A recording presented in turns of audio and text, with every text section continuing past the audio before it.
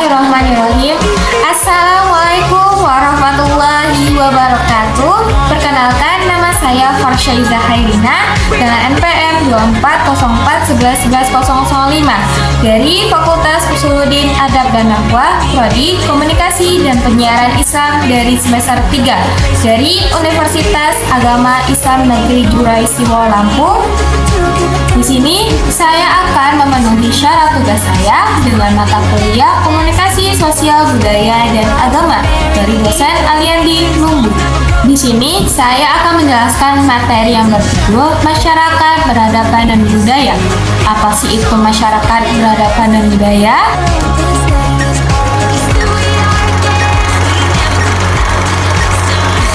Masyarakat berhadapan dan budaya adalah konsep yang saling berkaitan.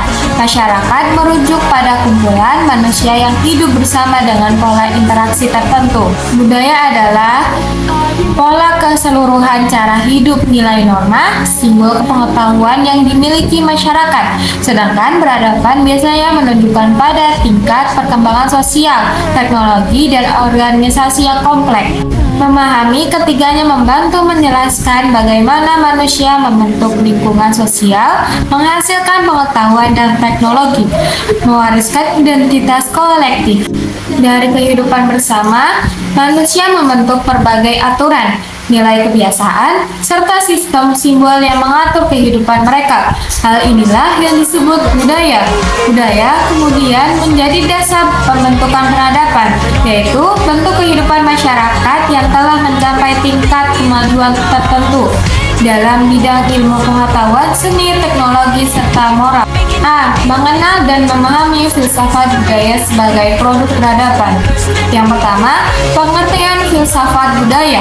Filsafat budaya memandang budaya bukan hanya sebagai himpunan adat dan kebiasaan, melainkan sebagai objek refleksi kritis, nilai-nilai yang menjadi landasan tindakan manusia, makna simbolik, struktur pengetahuan, dan tujuan bersama.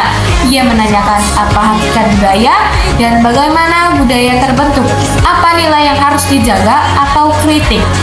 Budaya sebagai produk peradaban. Produk historis, budaya terbentuk melalui proses panjang interaksi, penangguhan konflik, serta seleksi sosial, yang juga merupakan proses peradaban, bahasa, agama, hukum, dan teknologi, muncul berkembang dan diperkaya seiring peradaban institusional. Seiring bertumbuhnya peradaban elemen budaya dimasukkan ke dalam institusi pendidikan, hukum, agama, pemerintah, sehingga menjadi produk struktur dan diwariskan.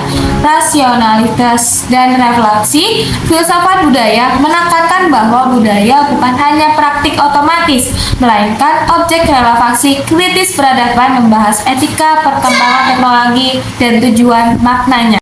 B.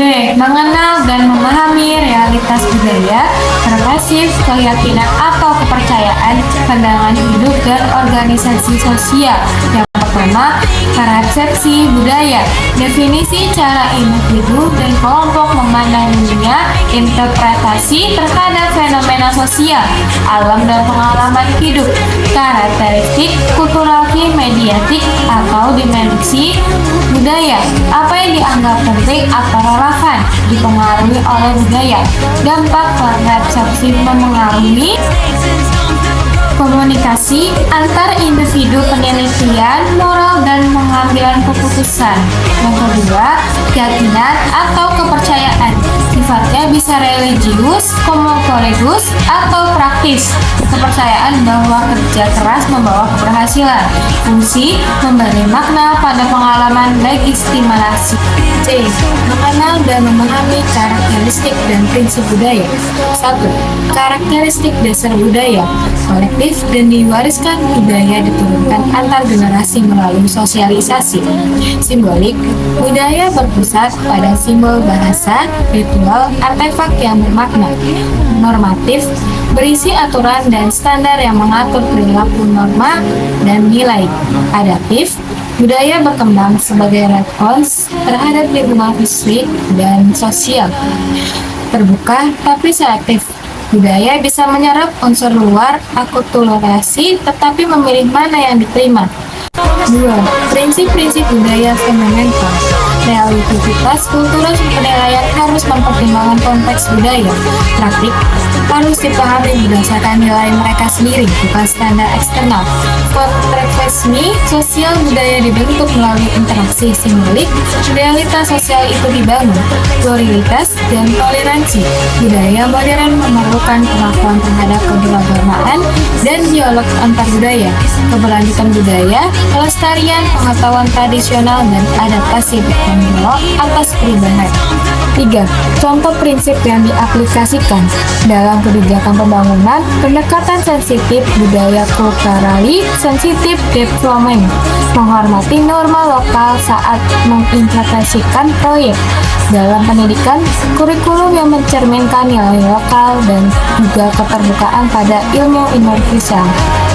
B. Memahami latar belakang pengembangan suatu budaya.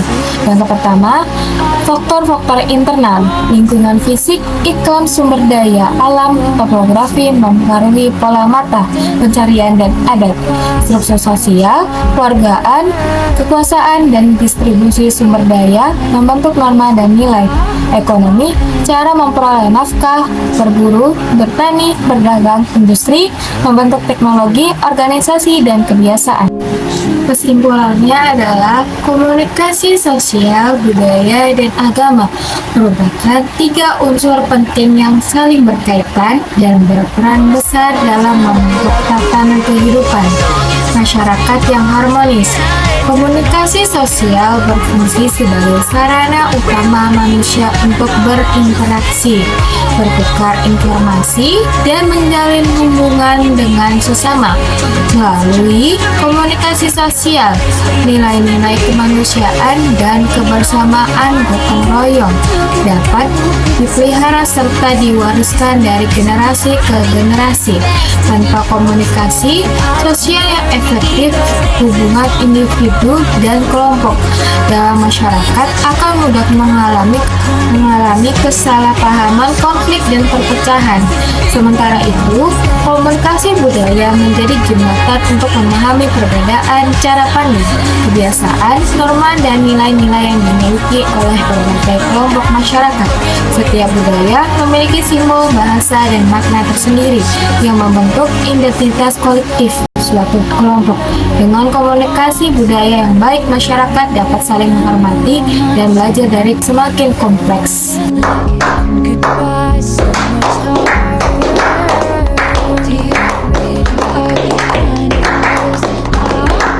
Demikian presentasi dari makalah yang saya sebutkan dan saya jabarkan. Apabila ada perkataan yang saya